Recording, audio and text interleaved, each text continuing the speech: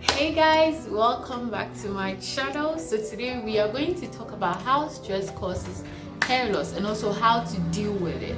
So if you are interested, then just keep watching. Today's shout out. So loves, you may be hearing some weird background noises because there are a lot of things going on around me, but let's just get right into it. So before we go straight into how stress causes hair loss, why don't we take a look at stress itself? So stress is a normal biological response to any situation that appears to be potentially dangerous and also that appears to be very challenging and also puts you under so much pressure. Okay, something like when you're going to write exams. Me like this, I put myself under so much stress when I'm going to write exams.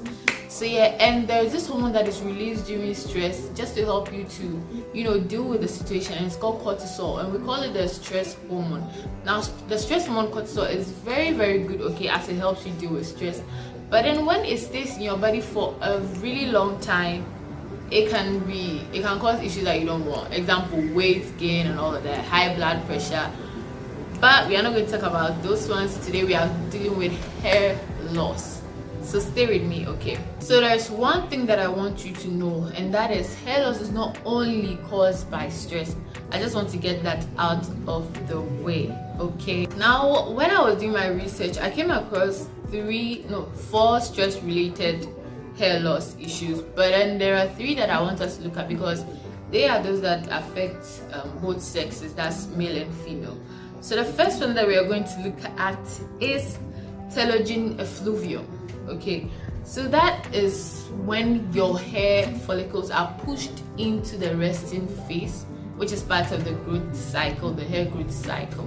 Okay, and concerning this particular issue, stress is a major contributor to this. Okay, now when the hair follicles are pushed into the resting state, they are not able to or they no longer are able to produce new hair strands, okay, and then the hair that is already there also begins to fall off, even when you are just touching your hair, or maybe you are washing your hair, you are just combing your hair slightly. So with the least manipulation, your hair just starts falling off, and then it spreads across the whole head.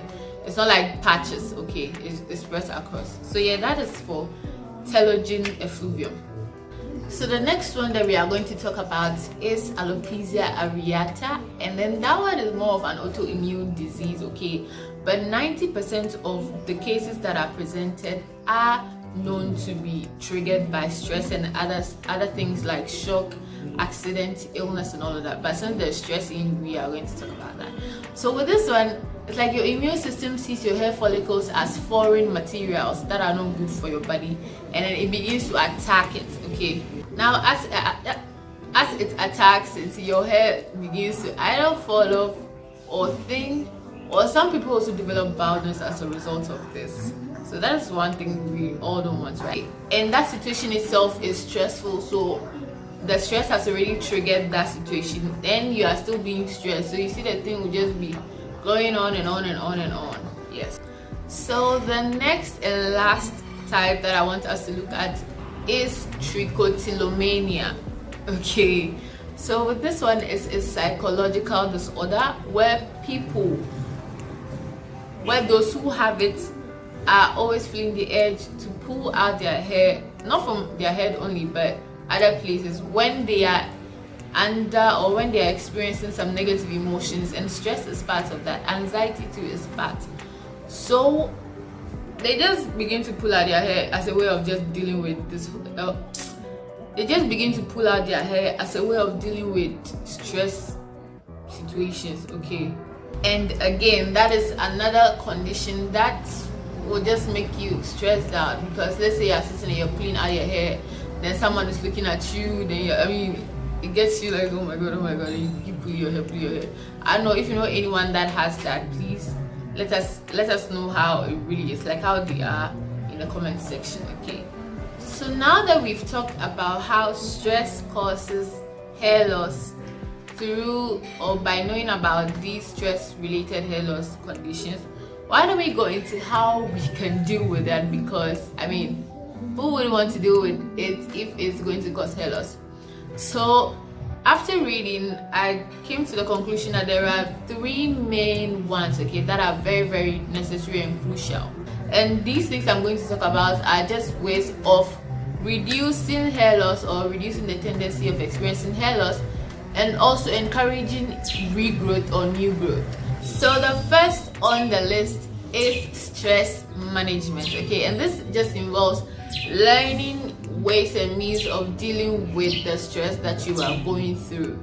For me, when I'm studying for my exams, which is one of the things that stress me out the most, I sometimes take a break and just play some video games like Candy Crush and car racing games, or I go onto YouTube and I watch some funny clips just to laugh it off, okay?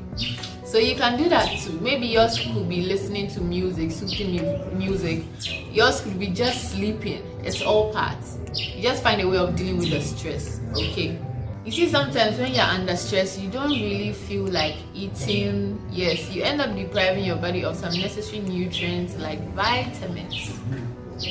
In my next video, that's next Friday, we are going to talk about some 3 very important vitamins that are very crucial for hair growth. So you're going to want to subscribe and hit that notification bell so that when I post it, you get notified. And the last one we're going to talk about is treatment, okay? Mainly topical treatments. We have topical minoxidil. I've already talked about minoxidil in one of my videos, so you can check that out. You also have rosemary oil. I've also talked about it in one of my videos. Pre-poo. The video that I did about pre-poo, yeah. So you can check that out and then listen to what I said about rosemary oil. You can also use castor oil and also topical corticosteroids, yes. So basically that is it for dealing with stress. And please, if you try all these things and then still you are not seeing any results, like I said earlier, stress is not the only cause or the main cause of hair loss, okay? There are a lot of other things like genetics, there is disease, chemotherapy, you may be taking some medication that is causing your hair loss. So if you try all these things and then still your hair is not growing or you're not seeing any results, please go to the hospital and go to a medical doctor so that they can diagnose you rightly, tell you exactly what is causing your hair loss, and tell you exactly what you are supposed to do. Everyone is different. What works for someone might not work for you, so please let them tell you exactly what to do. So guys, this brings us to the end of today's video. I hope you learned something, and please share it to your friends. Let them also come on here and then learn. Someone might not know that stress is causing their hair loss and they are going about doing other things that they're not supposed to be doing. Because once you're able to get the stress out, it's very, very highly possible that your hair is going to grow back, okay? So yeah, this brings us to the end. I think I already said that. If you haven't subscribed to the channel, please do subscribe now. Hit that notification bell, like this video, comment, share, because it helps me with the whole YouTube algorithm thingy. Yes. So I'm going to see you all later on Tuesday. Yes, my posting days are Tuesdays and Fridays. Before you go or you go off my channel, please watch my video about how to wash your mini twist to minimize tangles and break it. It's going to help you a lot, I believe. So see you all another time. Bye.